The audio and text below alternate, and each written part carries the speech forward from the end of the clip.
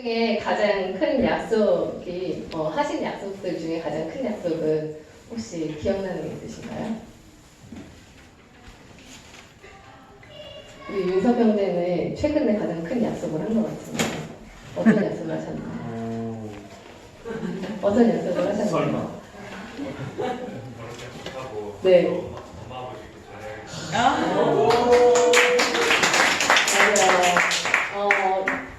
결혼은 약속으로 맺어진 관계이죠. 하나님과 많은 사람들 앞에서 평생을 함께 하기로 한 이 약속은 행복하지만 또 무거운, 손을 꼭 잡으시는 무거운 약속입니다. 그런가 하면은 맺어진 관계에 의해서 약속을 우리가 하는 경우도 있습니다. 어떤 경우가 있을까요? 네, 맞아요. 부모 자녀 간의 관계이죠. 아이가 생기게 되면은 어른과 아이는 부모와 자녀라는 특별한 관계를 맺게 됩니다. 그리고 그 관계로 인해서 부모는 자녀가 성장할 때까지 최선을 다해 양육할 것을 약속합니다. 아이가 태어났을 때 아이의 동의를 구하지 않지만 우리는 아이와 함께 아이에게 약속을 하고 그리고 아이의 출생 등록을 하면서 사회에 또 내가 이 아이를 맡아서 키우겠습니다 하는 약속들을 하게 되는 것입니다. 아이의 인생을 돌보겠다는 약속은 우리 인생에 던져온 가장 큰 약속일 수도 있을 것 같습니다. 하나님도 우리와 맺으신 약속이 있죠. 하나님께서 말씀으로 약속하셨다고 해서 우리는 언약이라고 부릅니다. 하나님께서 우리에게 어떤 약속을 하셨나요? 어떤 약속을 하셨죠? 그렇죠. 머릿속에 이렇게 떠오르는 구원이죠. 구원의 약속을 하셨습니다. 최초의 인간이 죄를 지어서 하나님과의 관계가 단절되고 영원히 죽을 수밖에 없는 인간을 구원하시겠다는 그 약속입니다. 이 약속은 아브라함이라는 사람을 택하시면서 구체화됩니다. 창세기 12장 3절에 아브라함에게 하나님께서 말씀하시죠. 땅의 모든 족속이 너로 말미암아 복을 얻을 것이라 하신지라. 아브라함과 이삭 그리고 야곱으로 이어지는 그 아브라함의 후손들은 가나안 땅에서 하나님이 말씀하신 가나안 땅에서 살아가게 되죠. 살다가 그 가나안 땅에 기근이 찾아옵니다. 하나님의 계획된 우연함에서 야곱의 아들 중에 11번째 아들인 요셉이 애굽의 총리로 있게 되었고 그 애굽으로 다 같이 이주하면서 아브라함의 후손들은 생명을 이어가게 됩니다. 애굽에서 살아가던 이스라엘은 자꾸 이렇게 번성하기 시작했어요. 그것을 본 애굽 사람들이 안 되겠다. 불안감을 느끼기 시작했죠. 그래서 이스라엘 사람들을 박해하고 그리고 노예의 삶을 살게 합니다.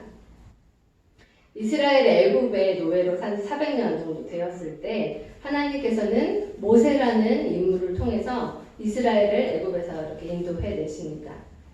하나님께서는 이스라엘을 선택하셨죠. 아브라함의 자손인 이스라엘을 선택하셨습니다. 이스라엘만 구원하겠다라는 게 아니라 이스라엘 민족을 통하여 온 세상을 구원하시기 위함입니다. 이스라엘 민족은 몸만 가나안 땅, 하나님의 땅으로 옮겨가는 것이 아니라 그들의 영과 육, 모든 것이 하나님의 거룩한 백성이 되는 것입니다. 하나님께서는 400년간 노예로 살았던 뼛속까지 노예인 그들을 가르치십니다. 하나님의 백성으로서 하나님의 자녀된 삶을 살 것을 가르치십니다.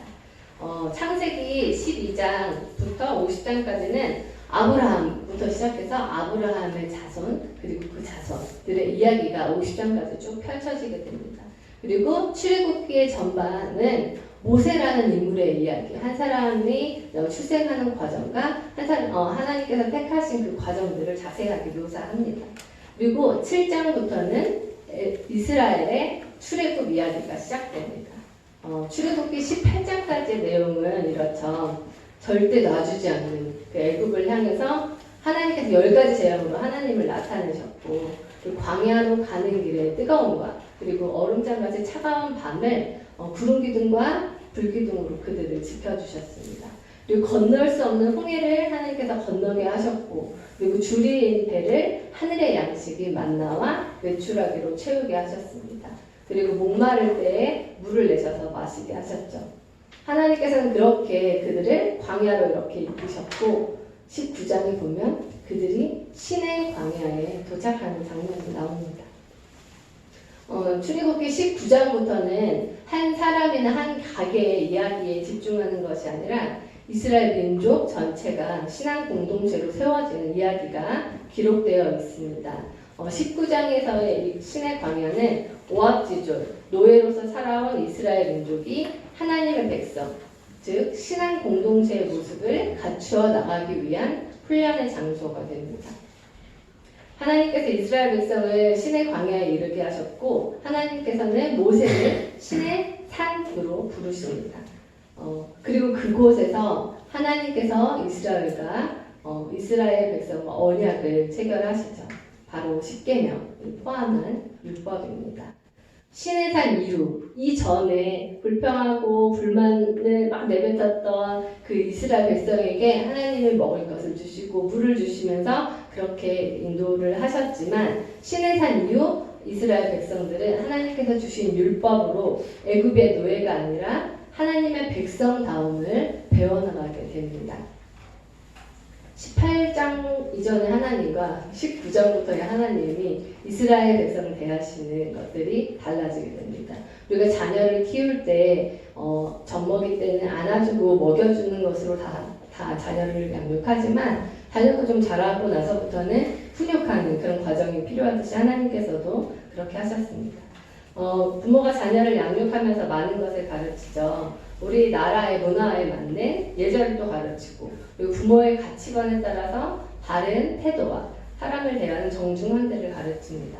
그리고 건강한 몸을 위해 청결을 또한 가르치고, 음식을 먹을 때 골고루 먹을 수 있도록 여러 가지를 가르칩니다.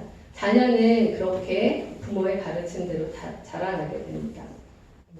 하나님께서 이스라엘 백성에게 십계명을 포함한 율법을 주신 이유는 하나님의 백성으로서 살아갈 수 있도록 하시기 위함이셨습니다. 성경에 보면은 이스라엘 백성을 위해 세세한 모든 것을 가르치십니다. 폭행에 관하여, 소유권에 관하여, 이제 노예가 아니기 때문에 소유권이 생기죠. 소유권에 대하여, 그리고 네가 잘못했을 때 이렇게 배상하라는 그런 배상에 대하여, 그리고 도덕에 대하여, 공평에 대하여, 그리고 절기에 대하여 가르쳐 주십니다. 약속의 땅인 가나안 땅에 들어가기 전에 하나님과 관계하는 법, 즉 제사에 대해서도 아주 자세히 알려주십니다. 노예로서의 삶이 아니라 하나님의 법 아래에서 거룩한 백성으로 당당하고 주도적인 삶을 살아갈 수 있도록 하신 것입니다. 이러한 율법은 하나님의 자녀로서, 거룩한 자녀로서 살라고 주신 그 율법은 이스라엘 백성이 잘못 사용하게 됩니다. 원래의 의도가 아니라 율법의 실행의 여부로, 위로와 구원의 조건으로 그들은 사용하게 됩니다. 즉 율법의 실행하고 하지 않고를 선과 악으로 그들이 구분짓기 시작한 것입니다. 선악에 대해서 스스로 규정하는 것은 자신이 바로 신이 되겠다는 뜻이죠. 애초에 아담과 하와가 선악과를 태초에 먹었습니다. 하나님의 말씀이 아닌 자신들이 선과 악을 판단하게 한 것입니다. 자신들이 옳다 하는 것이 선이 되는 거죠. 하나님의 말씀이 아닌 자신들의 관점이 절대 선이 되는 것입니다. 그들은 자신들의 의도 높이 드러나기를 원했습니다. 스스로 바벨탑을 세워서 신과 같이 되고자 하는 그 욕구와 동일하게 율법을 세워나갑니다. 그 누구도 넘볼 수 없는 자신들의 의를 세워나갔던 것이죠. 그래서 그들은 구원의 자격을, 하나님의 백성으로서의 자격을 스스로 이루어 나간다고 여기기 시작했습니다. 율법의 실행 여부로 구원이 이루어진다는 그들의 생각. 실제로 하나님께서 율법의 실행 여부로 구원을 결정하신다면 구원받을 수 있는 사람은 아무도 없을 그 놀라운 생각을 그들을 율법에 매이게 했고, 그리고 율법의 종이 되게 했습니다. 우리 주하가 부모님의 가르침에 따라서 9시에 잠들고, 그리고 밖에 나갔다 와서 손을 씻고 친구에게 친절하게 대하면서 그것이 바로 내가 부모의, 우리 아빠의 자녀가 되기 위한 자격이라고 자격을 갖추어 나가고 있다고 생각한다면 부모의 자녀로서의 삶이 아니라 그 법의 그 규율의 종으로서 살게 되는 것과 마찬가지입니다. 친구에게 양보하면서 그리고 더러운 것을 만지지 않으면서 아이가 겉봐야 나는 아빠의 자녀를 자격을 갖추고 있습니다. 갖추어가고 있습니다. 라고 생각한다면 얼마나 속상할까요? 자녀로서의 자격을 잃을까봐 고아처럼 벌벌 떨면서 그 법에 매인다면 우리는 이렇게 이야기할 것입니다. 너는 내 자녀야. 그렇게 하지 않아도 너는 내 자녀야. 내가 너를 가르치는 이유는 너를 건강하게 자라게 하기 위해서야. 이렇게 말할 것입니다. 율법의 본래의 목적과 의도는 하나님의 거룩한 백성으로서 살아가게 하는 것입니다. 고아처럼 아버지가 있음에도 고아처럼 살아가는 그들을 그냥 버려두지 않으시고 다시 자녀의 삶을 살기 위해서 율법을 완성시키기 위해서 예수 그리스도께서 이 땅에 오셨습니다. 마태복음 5장 17절에 예수님께서 말씀하십니다. 내가 율법이나 선지자를 폐하러 온 줄 생각하지 말아라. 폐하러 온 것이 아니요 완전하게 하려 함이라. 짐승의 피로 죄를 씻는 불완전한 제사가 아니라 하나님의 아들 예수 그리스도의 피로 우리의 죄를 완전히 씻기는 그 온전한 제사를 지내시기 위해서 예수 그리스도께서 이 땅에 오셨습니다. 우리의 불완전함으로는 절대 이룰 수 없는, 결코 이룰 수 없는 하나님과의 회복을 온전히 이루시기 위해서 이 땅에 오셨습니다. 예수 그리스도가 이 땅에 오셔서 예수 그리스도를 믿음으로 구원받았음에도 불구하고 오늘 우리가 읽은 갈라디아 교회에는 할례가 구원의 조건이라고 주장하는 사람들의 말에 동요하기 시작했습니다. 율법을 지키고 할례를 받아야 눈에 보이는 구원의 증거를 얻는다고 생각했기 때문입니다. 이것은 마치 오래전 이스라엘을 이끌어낸 모세가 하나님의 부르심으로 시내산에 올라갔을 때 40일간 시내산에 머물러 있을 때 이것을 견디지 못하고 눈에 보이는 하나님을 만들어낸 이스라엘 백성들과 똑같습니다. 자신들을 구원해낸 신을 눈에 보이려고 하는 것입니다. 바울은 갈라디아 교회에게 말합니다. 우리 갈라디아서 5장 2절을 함께 읽어보겠습니다. 시작.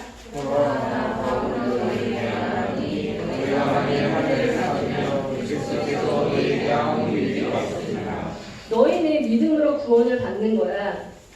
너희가 구원을 받기 위해 할례를 받는다는 건 예수님은 네가 아무 상관이 없게 되는 거야. 이렇게 바울은 갈라디아 교회를 향해 이야기합니다. 바울은 더 강력하게 갈라디아 교회를 향해 이야기합니다. 4절에 율법 안에서 의롭다 함을 얻으려 하는 너희는 그리스도에게서 끊어지고 은혜에서 떨어진 자로다. 쉬운 성경은 이를 이렇게 번역하죠. 여러분이 율법을 지켜서 의롭다 함을 얻으려 한다면 여러분은 그리스도에게서 끊어지고 하나님의 은혜에서 멀어지게 됩니다.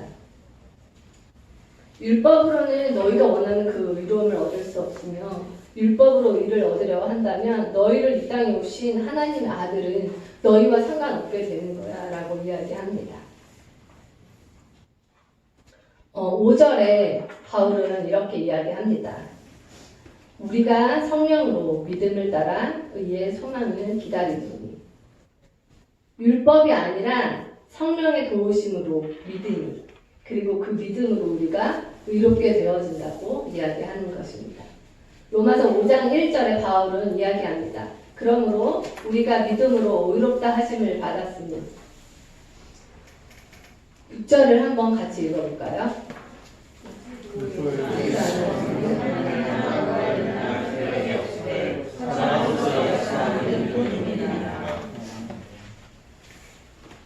의를 세우기 위한 율법이 구원의 조건이라 여기는 할례가 예수 안에서 아무 효력이 없다는 것입니다.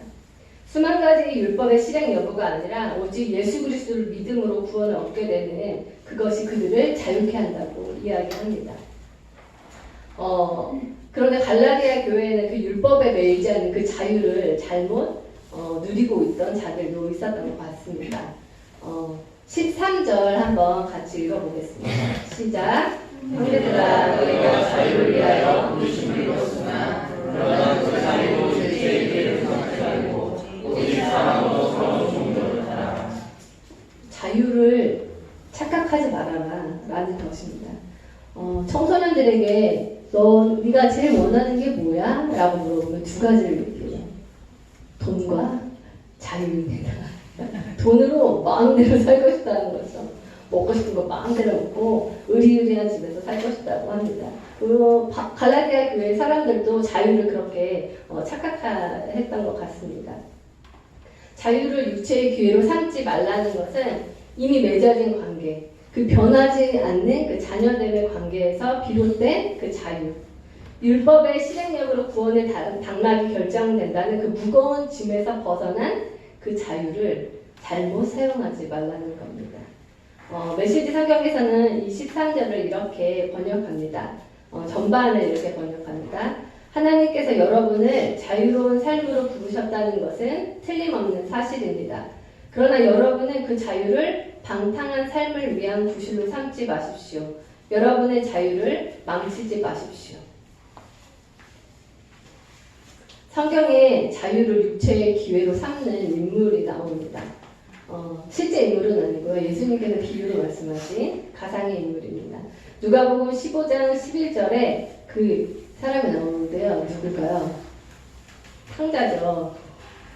탕자는 그 사람의 이름이 사실은 아니에요. 방탕할 탕, 아들자 써가지고 탕자 이렇게 우리가 부르는 거예요. 탕자라고 불리우는 그 방탕한 아들, 둘째 아들입니다. 둘째 아들은 아버지에게 자녀로서 권리를 요구합니다. 이스라엘 전통에 의하면 아버지가 돌아가셔야 받을 수 있게 되는 게 유산인데 이 아들은 아주 뻔뻔하게도 아버지에게 가서 유산을 미리 내어달라고 이야기를 하죠. 아버지는 이제 죽어서야 내줘야 할 그 유산을 미리 내어줍니다. 탕자는 어떻게 살았나요? 자신에게 유익한 대로 방탕하게 살아갑니다. 자기에게 좋은 것을 찾아서 살아갑니다. 그러다가 모든 유산을 다 써버리고 정말 돼지의 그 열매 그 먹이를 먹으면서 그렇게 살아가게 됐죠. 둘째 아들의 문제는 뭘까요? 자산 관리를 잘못한 거예요. 그게 문제일까요? 아니면 불효가 문제일까요? 그게 아니라 오늘 우리 말씀에서 보다시피 자유를 육체의 기회로 삼은 것입니다. 방탕하여서 아버지의 자녀로서의 삶을 살아가지 못한 것이 잘못입니다. 아버지의 자녀이나 잃어버린 자녀처럼 살아간 것이 잘못입니다. 모든 사람이 자유를 육체의 기회로 삼으면, 즉 자기에게 좋은 대로만 행하면 어떠한 일이 일어나는지에 대해서 15절에 바울이 이렇게 이야기합니다. 만일 서로 물고 먹으면 피차 멸망할까 조심하라. 100명이 있으면 100명, 1000명이 있으면 1000명의 관점들이 존재하죠. 그 자신의 관점, 좋은 대로 행하다 보면은 분쟁이 일어나게 되고 결국 모두 멸망하게 된다고 이야기합니다. 우리가 둘째 아들 이야기를 봤는데 첫째 아들은 어떻게 살았을까요? 돌아온 탕자에게 잔치를 베푸는 아버지에게 화가 잔뜩 났습니다. 그리고 집에 들어가지도 않아요. 들어가지도 않고 문 밖에서 씩씩거리면서 일단 아버지가 나와서 아들에게 이야기를 하죠. 들어가자고 권유합니다. 그때 첫째 아들이 이렇게 이야기합니다. 내가 여러 해 아버지를 섬겨 명을 어김이 없거늘. 무슨 얘기냐면 내가 바로 진짜 아버지 자녀입니다. 내가 어떻게 살았는데 아버지의 법을 다 지키려고 내가 얼마나 애쓰면서 살아왔는데 저 자식은 아버지의 자녀로서의 자격이 없습니다. 라고 이야기하는 것입니다. 둘째 아들과 마찬가지로 첫째 아들 또한 자신의 의로 자녀됨을 이루려고 산 사람이었습니다. 15장 32절에 아버지가 이렇게 이야기하죠. 아버지가 이르되 예, 너는 항상 나와 함께 있으니 내 것이 다 너의 것인데 나의 자녀된 삶을 너가 살았어야 됐어 라고 이야기를 하는 것입니다. 하나님의 자녀된 구원받은 믿음은 율법에 매여 종이 되거나 혹은 율법을 버리고 살아가는 방탕함으로 드러나지 않습니다. 그러면 믿음은 무엇으로 드러날까요? 5장 6절에서 오늘 우리가 읽었던 5장 6절에서 사도 바울은 이야기합니다. 그리스도 예수 안에서는 할례나 무할례나 효력이 없으되 사랑으로서 역사하는 믿음뿐이라. 믿음은 사랑으로 표현되고 사랑으로 드러나게 됩니다. 바울은 온 율법을 예수님의 말씀으로 정리하죠. 우리 14절 읽겠습니다. 온 율법은 내 이웃 사랑하기를 내 자신과 같이 사랑하는 이 말씀에서 마태복음 22장 37절에서 예수님께서 이렇게 말씀하시죠. 동일한 말씀을 하시죠. 예수께서 이르시되 내 마음을 다하고 목숨을 다하고 뜻을 다하여 주 너의 하나님을 사랑하라 하셨으니 이것이 크고 첫째 되는 계명이요 둘째도 그와 같으니 내 이웃을 내 자신 같이 사랑하라 하셨으니 이 두 명이 온 율법과 선지자의 강령이니라. 예수님께서는 말씀하셨습니다. 사랑으로 믿음이 드러난다. 그 사랑은 해도 되고 안 해도 되는 차원의 문제가 아니라 하나님의 자녀로서 구원받은 자녀로서 행해야 하는 것입니다. 근데 사랑이 뭐라고 생각하시나요? 사랑이 뭘까요? 하나님을 사랑하고 이웃을 사랑하는 건 어떻게 해야 하는 걸까요? 우리는 그 완벽한 사랑을 살아내신 예수님의 말씀에서 예수님의 모습에서 사랑을 배울 수 있습니다. 예수님은 누구보다도 하나님과 친밀하셨죠. 매일 기도하시고 예배하시고 그리고 말씀으로 모든 시험을 이기셨습니다.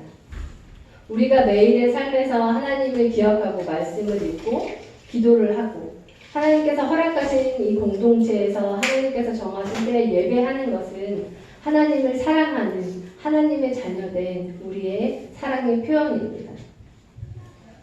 이웃 사랑하는 것은 무엇일까요? 하나님 사랑과 동일하다 말씀하신 이웃 사랑은 무엇일까요?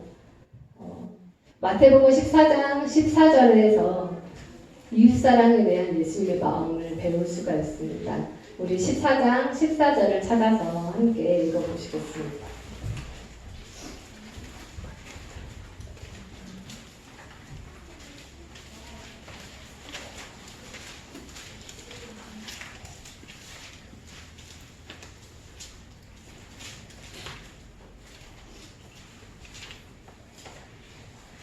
시작. 예수께서 나오사 큰 무리를 보시고 불쌍히 여기사 그 뒤에 있는 병자를 고쳐주시니라. 네, 이것이 예수님의 사랑입니다. 불쌍히 여기는 그 마음입니다. 긍휼함이라고도 부르죠. 불쌍히 여기는 마음은 아이고 아프겠다, 아이고 배고프겠다, 찌찌찌 하면서 혀를 차면서 동정에 그치는 마음이 아닙니다. 긍휼함을 영어로 컴패션이라고 부르죠. 패션은 이렇게 옷자리에 있는 그 패션이 아니죠. 고통이라는 패션. 그리고 함께 느끼는 뜻을 가진 고통을 함께 느끼는 마음입니다. 누가복음 10장 25절에 영생을 묻는 율법학자에게 하나님의 큰 계명인 하나님 사랑과 이웃 사랑을 말씀하시고는 율법학자가 그렇다면 이웃이 도대체 누구입니까? 라고 묻는 질문에 대하여 예수님께서 말씀하신 말씀이 있습니다. 선한 사마리아인의 비유이죠. 어떤 사람이 강도를 만나 죽게 되었습니다. 제사장도 레위인도 율법을 지키기 위해서 그를 피해갔습니다. 그런데 그들이 멸시하는 사마리아인이 그를 보고 강도 만난 자를 불쌍히 여겨 상처를 싸매어주고 나을 수 있도록 자신의 재정과 시간을 들여서 그를 보살핍니다. 선행을 베풀어야 한다는 율법적인 관념이 아니라 그 사람의 아픔을 함께 아파할 때 사랑의 행동이 이어지게 됩니다. 아픔뿐만이 아니라 우리 주위에 우리가 이렇게 생각하는 사람들이 있습니다. 왜 저 사람은 저렇게밖에 못 살까? 왜 이것밖에 생각을 못할까? 도저히 이해가 가지 않는 내 주위의 사람을 예수님의 긍휼함으로 바라보면 좋겠습니다. 이 긍휼함은 그 아픔의 단면, 그 어그러진 한 단면을 보는 것이 아니라 그 사람의 삶 전체를 바라볼 때 가능합니다. 긍휼함은 그 사람에게 주어진 환경, 그리고 자라온 상황들, 그리고 맺어온 관계들, 그리고 그 사람에게 주어진 성향을 가지고 이 사람이 최선을 다해서 살아오는 거구나, 최선을 다한 거구나 바라봐주는 예수님의 시선이 긍휼함입니다. 예수님은 모든 사람들이 욕하는 삭개오를 보시면서 그 어그러진 단면에 초점을 맞추신 것이 아닙니다. 그의 삶의 이야기를 보셨습니다. 그가 가진 성향과 그가 가진 환경에서 최선을 다하며 살아온 그의 모습을 다했구나 하고 여겨주신 것입니다. 그리고 삭개오를 향해 말씀하시죠. 내가 오늘 너의 집에 머물 것이다 라고 말씀하시면서 그의 삭개오의 친구가 되어주시고 그의 아픈 상처를 치료해 주셨습니다. 우리가 못마땅하게 여기는 모든 사람의 삶의 이야기를 우리가 전체를 다 알 수는 없습니다. 그렇지만 그 사람이 그러할 만한 삶의 이야기를 가지고 있을 것이라는 우리의 시선에서 예수님을 닮는 긍휼한 마음이 생겨나게 됩니다. 그런데 그 다른 사람을 향한 긍휼한 그 연민은 하나님께서 나를 바라보시는 시선에서 비롯됩니다. 주님은 우리에게 너의 인생 그거밖에 못 살았니? 내가 너에게 해준 게 얼마인데 너의 그것밖에 안 되니? 라고 말씀하시지 않습니다. 주님은 우리에게 이렇게 말씀하시죠. 그래, 네 삶에서 최선을 다한 거 나도 안다. 얼마나 애쓰며 살아왔는지 잘하고 있단다. 이렇게 말씀하십니다. 우리를 이해하시고 보듬어 주시는 하나님의 위로를 우리가 받아들일 때 우리는 우리 자신을 사랑하게 되고 그리고 그 사랑이 이웃으로 이어지게 됩니다. 예수님의 사랑의 눈이 그리고 그 긍휼함의 시선이 닿는 곳마다 기적이 일어났죠. 예수님의 긍휼함의 시선이 우리 삶에도 닿았습니다. 그래서 우리가 예수 그리스도를 믿는 기적이 우리 삶에 일어나는 것입니다. 그리고 예수님을 닮은 사랑의 시선, 그 긍휼한 마음은 우리가 만나는 한 사람에게도 삶의 기적이 작은 기적이 됩니다. 하나님께서 우리를 바라보시는 긍휼함을 그 위로를 받아들이는 여러분이 되시면 좋겠습니다. 그리고 그 사랑을 받는 우리가 하나님의 긍휼함을 전할 수 있기를 소원합니다. 그래서 예수 그리스도를 믿는 믿음이 우리의 사랑으로 드러나는 삶 살아가시기를 축복합니다. 우리 찬양